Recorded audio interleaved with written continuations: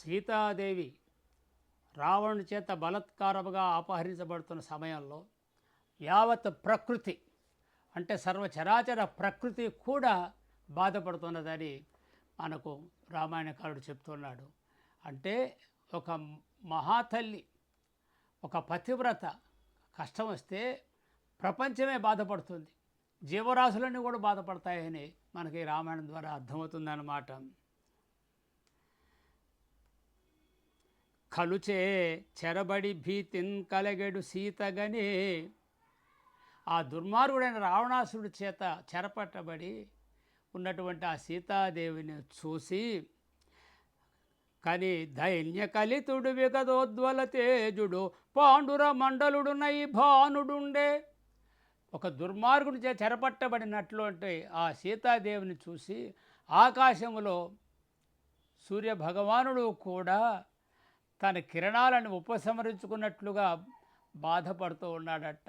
ఒక రకంగా చల్లబదనాన్ని కలిగిస్తున్నాడని తెలుస్తుంది అన్నమాట. అతి రమ్యములగు ధరణీసుత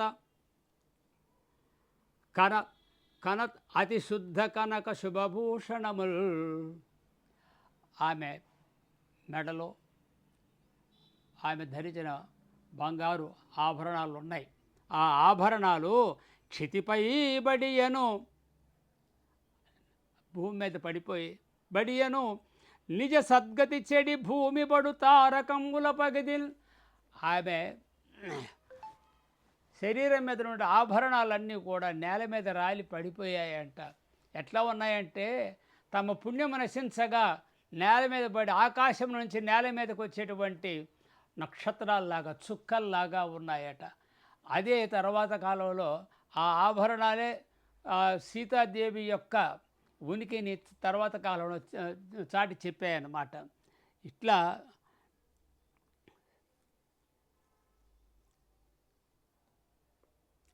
జనకజ ధైన్యము కనుగొని ఆ సీతాదేవి యొక్క ధైన్యాన్ని చూశారు సమస్త దేవతలు. వనదేవతలు ఉన్నారు. ఆ వనదేవతలు అంటే అడవుల్లో ఉండేటువంటి దేవతలు అన్నమాట. అధిక భీతి వడకుచు దుఃఖమున శోకించిరి గగనంబున, ఆ ఆకాశం నుంచి చూస్తున్నారట వనదేవతలు. ఆమెకు జరిగినటువంటి ఆమెకు ఎదురైనటువంటి దయనీయమైనటువంటి స్థితిని చూసి వాళ్ళు దుఃఖిస్తున్నారు. వాళ్ళు ఏమి చేయలేరు. అంటే రావణాసురుడు అందరినీ భయపెట్టినటువంటి వాడు, ముల్లోకములు పరిపాలిస్తున్నటువంటి వాడు, అంత గొప్పవాడు అనమాట. అందువల్ల వాళ్ళు కూడా చూసి దైన్యంతో దుఃఖపడుతూ ఉన్నారన్నమాట.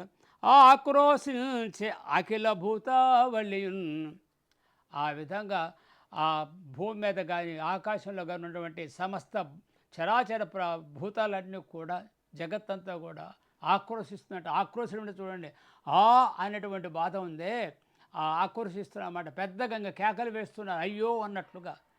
అంటే ఏమి చేయలేరు, వాళ్ళకి ఆ శక్తి లేదు, సీతమ్మవారిని కాపాడే శక్తి లేదు. కాకపోతే ఆమెకు వచ్చిన కష్టానికి సానుభూతి ఈ విధంగా తెలియజేసుకుంటూ ఉన్నారన్నమాట. క్షోణీసుత అప్పుడాత్మను, పాపం అప్పుడు ఆ మనసులో రకరకాల ఆలోచనలు వస్తున్నప్పుడు ఏమనుకుంటుందంటే, క్షీణవ్రతనైతి, ఈ దుర్మార్గుడు నన్ను తాకాడు, నా ఇన్నాళ్ళు సంపాదించుకున్న ఆ పుణ్యం అంతా కూడా నశించిపోయే క్షీణవ్రతనైతే, నేను ఆ పుణ్యఫలం అంతా తగ్గిపోయింది అని శత్రుచే చెరబడి ఎందుకొని శత్రువు చేత నేను చెరపట్టబడ్డాను. ప్రాణేషు భాషితి, నా భర్తకు దూరం అయ్యాను, దుర్మార్గుడి చేతిలో చిక్కాను, నా ప్రాణములేమిటికి, నాదు బ్రతికేమిటి, నేను బ్రతకడం ఎందుకు, నా బ్రతికెందుకు, నా ప్రాణాలు ఎందుకు అనేటువంటి ఒక నిర్దిష్టమైనటువంటి, అంటే ఒక దాన్ని తెగింపు అంటారు. దుఃఖంలో ఉన్నప్పుడు మానవులకు వచ్చేటువంటి తెగింపు అనమాట. అంటే ఒక రకమైనటువంటి మొండి ధైర్యం అంటారు, అలా వచ్చిందనమాట. భూనాథుడు సౌమిత్రియు నేనీ గతి చిక్కువడుట ఎట్లెరిగెదురు, భూనాథుడు శ్రీరామచంద్రుల వారు గారి సౌమిత్రి గారి, నేను ఇలా చిక్కుబడిపోయాను, ఇలా రావణాసుడిచే చెరపట్టబడ్డాను ఎవరు చెప్పగలరు? ఎందుకంటే చెప్పడానికి అవకాశం లేదు. జటాయు ఉన్నాడు, అతను చచ్చిపోతాడని కూడా వీళ్ళు, అంటే అంత దుర్మార్గంగా వాడు చంపాడు, కొట్టాడనమాట. ఈ మానస దుఃఖ పయోనిధియే నన్నడు దాటుదానా. ఈ మానస దుఃఖ పయోధి, ఈ మనసులో పొంగుతున్నటువంటి దుఃఖం అనేటువంటి సముద్రాన్ని నేను ఎలా దాటికెళ్ది. ఈ ఎదిగతియో ఇలా ఆలోచించుకుంటుందండి. ఆలోచించుకొని తాను చేసినటువంటి తప్పులన్నీ వస్తున్నాయి. లక్ష్మణుని పంపించడమే ఆయన చేసే పెద్ద మహత్తరమైన తప్పు అన్నమాట. అంతకంటే ముందు బంగారు జింకను కోరుకోవడం. అప్పటికి లక్ష్మణుడు చెప్తున్నాడు, అమ్మ ప్రపంచంలో ఎక్కడైనా బంగారు జింక ఉంటుందా? ఇది రాక్షసుల మాయ. ఈ మధ్యనే కదా మన కరదూషణాది రాక్షసులందరినీ కూడా చంపారు. అందువల్ల ఎవడో ఏదో చేసి ఈ విధంగా మాయగా వచ్చాడమ్మా. వాడు రాక్షసుడే కానీ అది జింక కాదు. ప్రపంచంలో ఎక్కడైనా బంగారు జింకలు ఉంటాయా అని కూడా చెప్పాడు. అయినా కూడా రాముడు అంటాడు, కాదు, ఇన్నాళ్లకు 14 ఏళ్ళు కావస్తుంది, ఇన్నాళ్లకు సీతాదేవి ఏది అడగలేదు, ఈ ఒకటి అడిగింది, అది ఇస్తా అంటాడు ఆయన. ఆ విధంగా అవన్నీ కూడా తలుచుకొని బాధపడుతుంది ఆ అమ్మవారు. ఒక్కసారి కోపం వచ్చింది ఆమె. ఒక్కసారి కోపం వచ్చిందనమాట. వీడు ఇంకెట్లాగ తీసుకొని పోతున్నాడు లంకానగరం అని కోపం వచ్చి ఒక్కసారి మొండి ధైర్యం చేసుకొని ఆవిడ ఆవేశంతో మాట్లాడుతుందండి. అచ్చుగా మాయపన్ని పతిన్ అక్కడ పాయగా చేసి వంచనన్. మాయోపాయం చేత నాకు నా భర్తను దూరం చేసావు, వంచనతో దూరం చేశావు. మృత్యులే దూరం చేసి నన్ను ఈ విధంగా దొంగలాగా తీసుకొని పోతున్నావు. నన్ను తెచ్చుట సమున్నత శౌర్యము చొప్పే. ఈ విధంగా మాయ చేసి నా రాముల వారు నాకు దూరం చేసి నన్ను దొంగలించి తీసుకొని పోవడం ఇది ఒక పౌరుషం అంటాయా అడిగింది. బంటవై చెచ్చర పేరు చెప్పి అని చేవ ఎదుర్కొనరాదే. నీవే నిజమైన వీరుడవైతే ముందే పేరు చెప్పి వస్తున్నాను అని చెప్పి యుద్ధంలో ఎదుర్కోవాలి రామభద్రుడిని. నువ్వు అది చేసావా? మాయోపాయం చేత నా దేవుణ్ణి నా పతిదేవుణ్ణి దూరం చేసి ఇలా తీసుకొని పోతున్నావు, అది శౌర్యమంటాయా నీకు అని చెప్తూ ఎంత కోపం వచ్చిందంటే, నువ్వు ముందే నీ పేరు చెప్పి నీ ఊరు చెప్పి నీ పేరు చెప్పి నీ స్థలం చెబుతాను. రాముల వారు అక్కడికి వచ్చి నీతో యుద్ధం చేసేవాడు కదా. కొంత ప్రొద్దచ్చటనున్న ఇప్పుడు చెప్పింది, అయ్యా రావణ, ఇంకొంచెం సేపు నువ్వు అక్కడ ఉంటే రాముడు వెనక్కి వచ్చి ఉండేవాడు. ఏమండి, ఇంకొంచెం సేపు నువ్వు అక్కడే ఉంటే రాముల వారు ఇవన్నీ కూడా మాయోపాయమని కనుక్కొని అంటే వచ్చేవాడు. ఆ విధంగా కొంచెం సేపు నువ్వు అక్కడ ఉన్నావంటే విభుడు అప్పుడు అమ్ముల గుచ్చి ఎత్తడే. అదే నువ్వు కొంచెం సేపు ఆగి ఉంటే అక్కడే రాముల వారు ఖచ్చితంగా వచ్చేవాడు. వచ్చిన తర్వాత నేను యుద్ధం చేసేవాడు. తన బాణాలతో నిన్ను శరీరాన్ని తూట్లు చేసి అమ్ముల గుచ్చి ఎత్తడే. అంటే బాణాలు గుచ్చి శరీరం అలా పైకి ఎత్తి చూపించేవాడు ప్రపంచానికే రావణాసురుడు ఇట్లా అయ్యాడని. అది యుద్ధంలో బాగా కోపం వస్తే ఆ విధంగా పూర్వం చేసేవాడు అనమాట. బాణంతో కూర్చి అలా వేలాడదీస్తారనమాట. రావణాసురుడు ఆ గతి పట్టి ఉండేది రాముల వారు వచ్చి ఉంటే అని ఆమె తన భర్త యొక్క గొప్పతనాన్ని చెప్పుకుంటున్నాడు. ఇది నీ శౌర్యం కాదయ్యా అని చెప్తుంది. కరదూషణాది రాత్రించరులను కరుడు దూషణుడు ఆ రాక్షసులు వాళ్ళు 14,000 మంది అనమాట. 14,000 సంగర భూమిని పరిమార్చుట ఎరుగవే. 14,000 మందిని కరదూషణాది రాక్షసులను యుద్ధంలో అందరినీ నిశ్శేషం చేసేసాడు. ఎవడు బ్రతకుండా చేశాడు. 14,000 మంది కరదూషణాది రాక్షసులందరినీ చంపిన శ్రీరామచంద్రుడి వారికి నువ్వు ఒక లెక్క. ఆ ధరణీశ్వరు కడిమి తోడరే తరమే నీకు. అటువంటి మహానుభావుడి యొక్క పరాక్రమాన్ని చెప్పడానికి నీ వల్ల అవుతుందా? 14,000 మంది కర్రదూషణాది రాక్షసులందరినీ సంహారం చేసిన వాడు ఆయన దగ్గర నిలబడగలవా? ఆయన పౌరుషం నీకు తెలుసా అసలు అని అన్నాడు అన్నమాట. కాలము చేరిన మనుజుడు బాలిస చిత్తంబుతో అపథ్యములన్ కొనంచాలిబడు గాని. ఆయువు తీరినవాడు ఎవడు చెప్పినా వినకుండా నాశనం కావడానికి పూనుకుంటాడు. కానీ బాలిస వృత్తి మూర్ఖంగా ప్రవర్తించి ఖచ్చితంగా నాశనం అవుతారు. అంటే చేయదగిన పనులు కాకుండా చేయకూడని పనులు చేసేసి నాశనం అవుతారు. కానీ మేలగు పద్యముల్ గొనగమెయి కొనడాప్తను, కాలము తీరిన వాడు అధర్మ మార్గంలో అధర్మమైన పనులు చేసి ఆయువు తీరుతుంది. అంతేగాని మేలైన మాటలు మేలైన మార్గంలో వాడు పాలేడు. నీవు కూడా ఇంతే అని చెప్పాడనమాట. చూడు, పరస్త్రీని నువ్వు చెరబట్టావు, నీకు ఖచ్చితంగా యమలోక ప్రాప్తి తప్పదు. ఆ యమలోక ప్రాప్తి ఎలా ఉంటుందో చెప్తాను విను అని ఆమె యమలోకంలో ఇలాంటి అంటే పరస్త్రీని కామించినటువంటి దుర్మార్గులకి ఏ ఏ శిక్షలు ఉంటాయో సీతమ్మ వారు చెప్తున్నారండి. ఇది ఎంత అద్భుతమైనటువంటి విషయం అన్న. జమలోకమ్మునకేగుచో, నువ్వు చనిపోయిన తర్వాత యమపురికే పోతావు, నీకేం పుణ్యకాలాలు కాదు నడవు. నువ్వు యమలోకానికి పోతే అప్పుడు కనేదు అక్కడ ఏమేమి చూస్తావు తెలుసా? నువ్వు ఉష్మత్కంఠముల్ కాలపాశములన్ గట్టి ప్రచండ భంగి తిగువన్.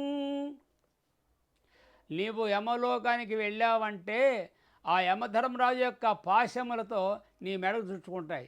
నీకు ఇప్పుడు 10 తలలు ఉన్నాయి. నీ 10 తలలకు కొంచెం ప్రత్యేకంగా ఆ కాలపాశం ఉంది, అది కూడా కొంచెం పొడుగా పెరుగుతుంది. ఆ 10 తలలు అలా పెట్టేసి ఆ విధంగా 10 తలలు కూడా ఆ యమపాశం బంధిస్తుంది అన్నమాట. బంధించిన తర్వాత వైతరణి తరంగిణి దుర్దాంతాశి పత్రాటి, తర్వాత ఇంకేం చేస్తామంటే క్షారాముల కల్లోల సంభ్రమద్వైతరణి, ఆ తర్వాత వైతరణి నది దగ్గరికి వస్తావు. ఆ వైతరణి నది అంటే ఏమిటంటే పాపాలు చేసేవాడు వైతరణి నదిని దగ్గర పోతారు. ఆ వైతరణి నదిలో ఎట్లా ఉంటుందంటే క్షారము ఆమ్లము, క్షారము సున్నం కల ఇదనమాట, ఆమ్లము పులుపు, క్షారాముల కల్లోలితమైనటువంటిది అనమాట ఆ వైతరణి నది. ఆ వైతరణి నదిలో నీ 10 తలలు ఉన్నాయే, ఆ 10 తలలు ఆడ ముంచి తీస్తారా రావణాసుర. దుర్దాంత అసిపత్రాటవీ సముద్రగ్రాయ సకంటకొగ్ర కనక చాంచలీ వృక్షము. అంతేకాకుండా అసిపత్రాటవి చెట్టు ఉంది, శాల్మలి వృక్షం అంటారు, జమ్మి చెట్టు లాంటిది అనమాట శాల్మలి వృక్షం. అది దాని ఆకులు కత్తుల్లాగా ఉంటాయన్నమాట, కత్తుల్లాగా ఉంటాయి. అక్కడి నుంచి తీసి నీ శరీరాన్ని అక్కడ వేసేస్తారు, శాల్మలి వృక్షం మీద వేస్తారన్నమాట. అది ఎట్లా ఉంటుందంటే భయంకరమైన ముళ్ళతో కూడుకున్నటువంటి బంగారు వర్ణము కలిగినటువంటి బూరుగు చెట్టు, శాల్మలి వృక్షం బూరుగు చెట్టు అలా ఉంటుంది. అవన్నీ కూడా కత్తుల్లాగా ఉంటాయి, దాని ముళ్ళు అన్నమాట. ఆ ముళ్ళల్లో నీ శరీరం ఉంటుందిరా, అప్పుడు తెలుస్తుందిరా నీకు పరస్త్రీని కామించిన వాడికి జరిగేది ఇదేరా అని చెప్పిందన్నమాట. మరి ఇన్ని చెప్పింది కదా, ఆవిడ ఇంకొక మాట ఇప్పుడు బాగా ఆలోచనగా చెప్తుంది చూడండి. నా విశ్రుత సుకృతము చెడు. అరే రావణాసుర, నేను నిన్ను శపించగలను, కానీ నేను సంపాదించుకున్నటువంటి పుణ్యం ఉందే, ఆ పుణ్యము ఇటువంటి పనులకు పెట్టకూడదు. నా పుణ్యం అంతా నిన్ను శపిస్తే నా పుణ్యం మొత్తం నశించిపోతుంది. అందుకని కావున నేను ఇప్పుడు నిన్ను కనలి శపింపను. అంచేతనే నీ మీద కోప్పడి నేను శపించలేకపోతున్నా.